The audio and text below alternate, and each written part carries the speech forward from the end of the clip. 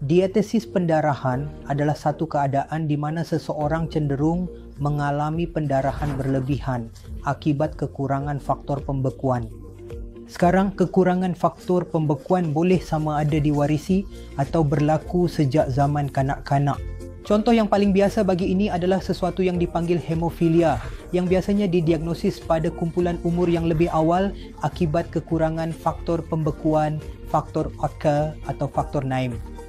Lebih biasa, diatesis pendarahan adalah keadaan yang diperoleh yang dilihat semasa krisis ekstrim pada organ hati seperti kegagalan hati akut, atau ia juga boleh berlaku dalam bentuk sesuatu yang dipanggil DIC atau koagulopati diseminasi yang dilihat apabila terdapat jangkitan atau berikutkan keradangan yang berlebihan dalam badan.